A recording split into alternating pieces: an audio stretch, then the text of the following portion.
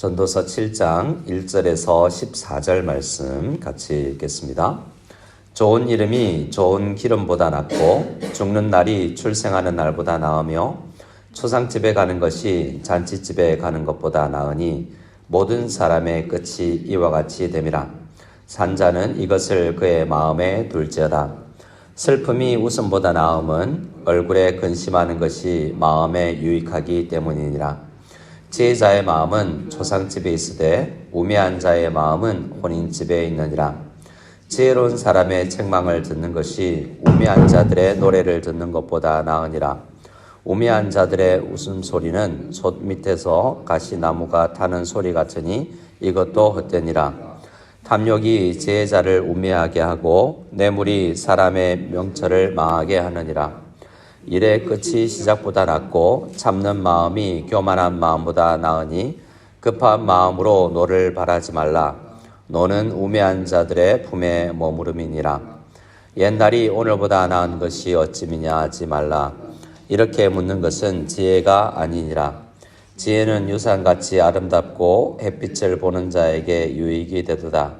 지혜의 그늘 아래에 있음은 돈의 그늘 아래에 있음과 같으나 지혜에 관한 지식이 더 유익함은 지혜가 그 지혜 있는 자를 살리기 때문이니라. 하나님께서 행하시는 일을 보라. 하나님께서 굽게 하신 것을 누가 능히 곱게 하겠느냐. 형통한 날에는 기뻐하고 공고한 날에는 되돌아보아라. 이 두 가지를 하나님이 병행하게 하사 사람이 그의 장래일을 능히 헤아려 알지 못하게 하셨느니라. 아멘. 오늘 7장 말씀을 보면 1절에 이렇게 시작합니다. 좋은 이름이 좋은 기름보다 낫고 죽는 날이 출생하는 날보다 나으며 라고 이야기를 하고 있죠. 여기서 좋은 이름이라는 것은 새 번역을 보면 명예라고 되어 있습니다.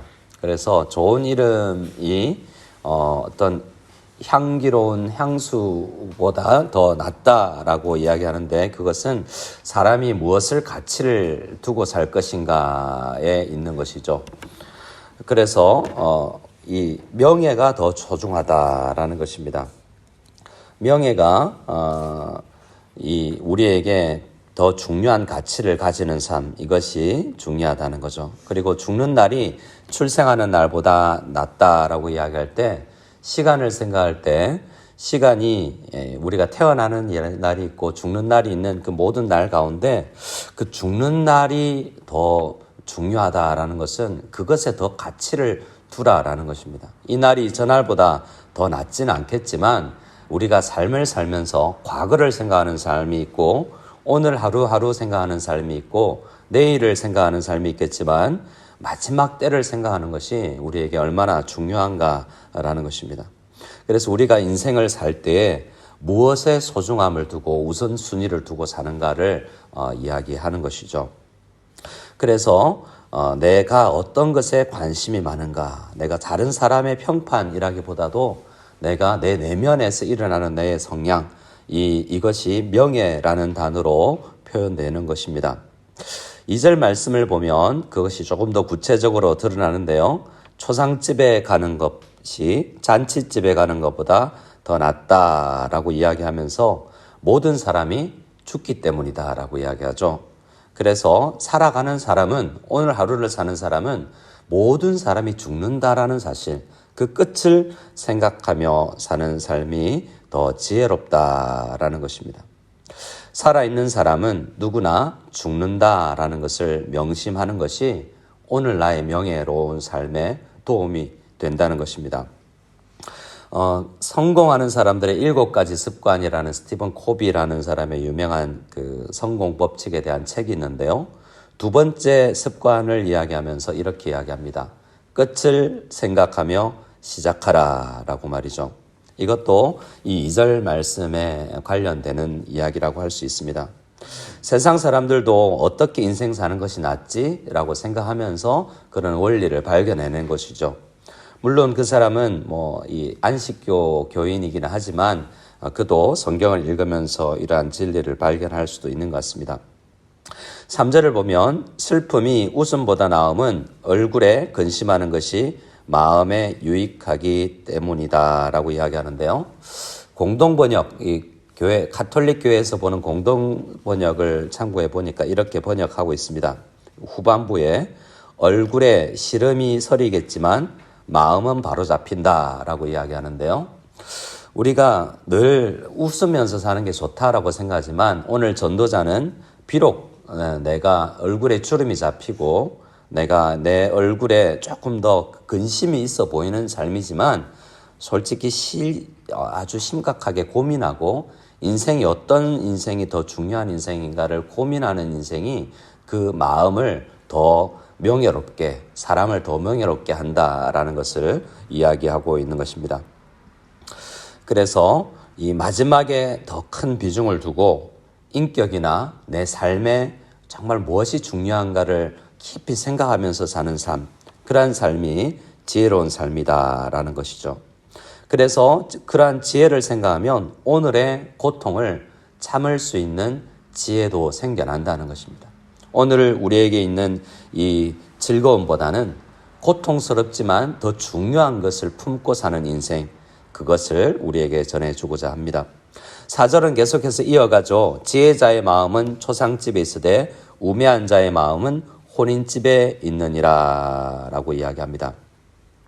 항상 마지막을 생각하는 것에 대해서 다시 한번 이야기하고 있는 것입니다.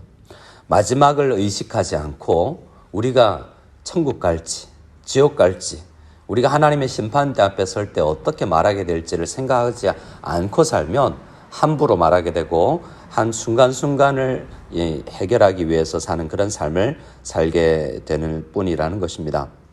5절 말씀은 지혜로운 사람의 책망 듣는 것이 우매한 자들의 노래를 듣는 것보다 낫다라고 이야기합니다. 요즘만큼 저도 긴 인생을 살진 않았지만 엔터테인먼트 할 것이 얼마나 많은 시대가 있었습니까? 물론 중국에는 더 한국 사람들이 즐길 것이 없다 하지만 TV 속에 핸드폰 속에 얼마나 우매한 자들의 노래가 넘쳐나고 있습니까? 하지만 정말 이 끝을 생각하고 사는 사람은 지혜로운 사람들의 책망을 듣는 것은 내 기분이 나쁘겠지만 내 감정이 상하고 하겠지만 그것이 지혜로운 삶이라는 것입니다. 6절 말씀은 또 이어갑니다. 계속해서 같은 주제를 다루고 있죠. 우매한 자들의 웃음소리는 손밑에서 가시나무가 타는 소리 같으니 이것도 헛되니라. 그러니 오늘 하루를 그냥 즐겁게 살자 하는 그러한 자세가 그렇게 살아보았는데 그것은 가치 없는 것이다.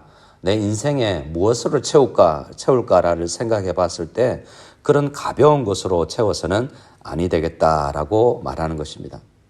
사도 바울은 로마서 8장에서 이 같은 주제를 이렇게 이야기하죠. 로마서 8장 17절에 자녀이면 또한 상속자, 곧 하나님의 상속자요 그리스도와 함께한 상속자니라고 이야기하면서 우리 성도들이 십자가의 은혜로 하나님의 자녀가 되어서 상속자가 되었는데 상속자라는 이 신분을 가지고 이 명예로운 삶을 어떻게 살 것인가라고 이야기하면서 18절에 생각하건대 현재의 고난은 장차 우리에게 나타날 영광과 비교할 수 없다라고 이야기하죠.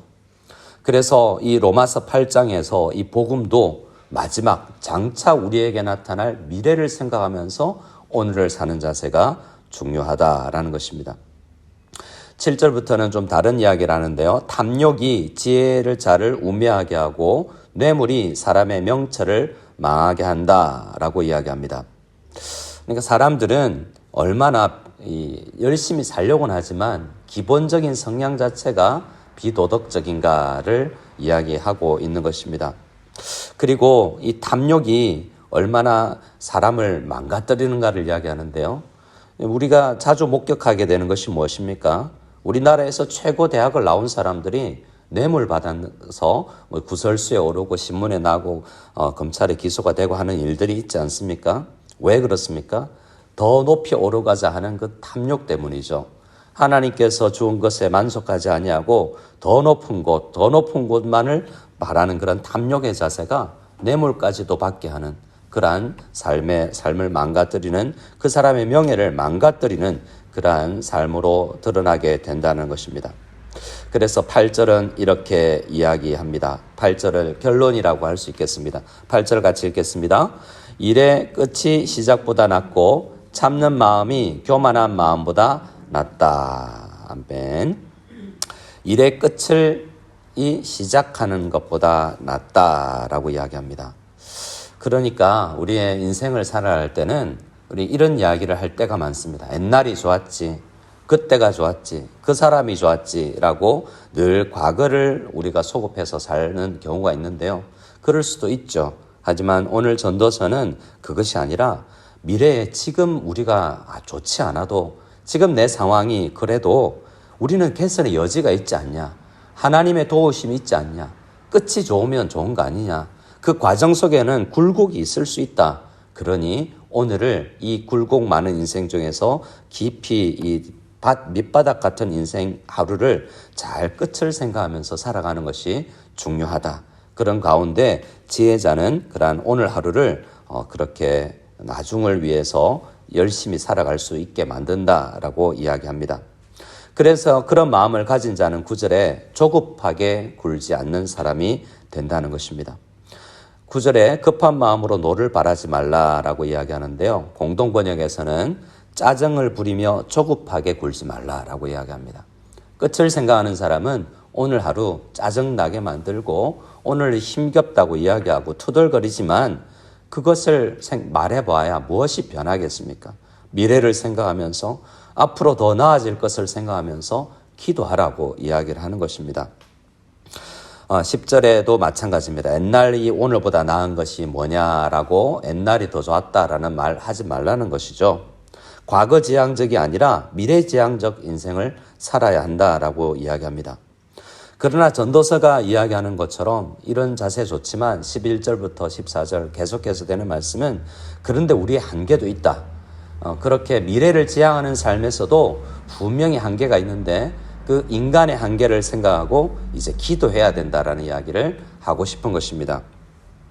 전도서 11절에 지혜는 유산같이 아름답고 햇빛을 보는 자에게 유익되도다. 12절에 지혜의 그늘 아래에 있음은 돈의 그늘 아래에 있음과 같으나 지혜에 관한 지식이 더 유익함은 지혜가 그 지혜 있는 자를 살리기 때문이니라 라고 말하면서 조금 어렵게 표현하고 있지만 그러나 우리의 한계를 미래를 생각하고 우리가 열심히 살자 성공하는 사람의 비결을 배우자라고 해도 우리의 한계는 분명히 있다라고 생각하면서 참된 지혜 대신 말씀에 우리가 귀 기울이면서 우리가 도와주십시오 하는 삶, 기도를 하는 삶을 살 것을 요청하는 것입니다. 13절에 그러죠. 우리가 아무리 노력해봐도 아무리 공부해봐도 아무리 성공해가는 책을 읽어도 하나님이 도와주시면 안 된다는 이야기를 하나님이 굽게 하는 것을 누가 능히 곧게 하겠느냐라는 말로 표현하는 것입니다. 14절을 함께 읽고 마무리하도록 하겠습니다. 14절 같이 읽겠습니다. 형통한 날에는 기뻐하고 공고한 날에는 되돌아보아라. 이 두 가지를 하나님이 병행하게 하사 사람이 그의 장래일을 능히 헤아려 알지 못하게 하셨느니라. 아멘. 그래서 오늘을 사는 사람은 미래를 바라보고 끝을 생각하며 사는 삶이 지혜로운 삶입니다. 하지만 공고한 날에는 때로 좋은 날도 돌아보는 그러한 것도 유익이 일부 있다라고 이야기하면서 무조건 극단으로 치닫지는 말라라는 말씀을 우리에게 해주시고 있습니다. 하지만 전체적인 방향은 무엇이었습니까? 그래, 미래를 생각하고 하나님 도와주십시오라는 삶, 그러한 삶이 지혜로운 사람의 삶이다라는 것을 오늘 말씀이 이야기해 주고 있습니다. 우리 함께 말씀을 붙들고 기도하기를 원할 때 지금 하나님 가난합니다. 지금 연약합니다. 지금 부족합니다. 지금은 정말 잘 안 되는 것 같습니다. 하지만 하나님께서 우리에게 지혜를 주셔서 우리가 더 나아지는 인생, 나아지는 가정, 나아지는 직장, 더 훌륭해지는 교회가 되게 하옵소서라고 끝을 생각하면서 함께 기도하며 나아갈 수 있는 이 아침이 다 될 수 있기를 소원합니다.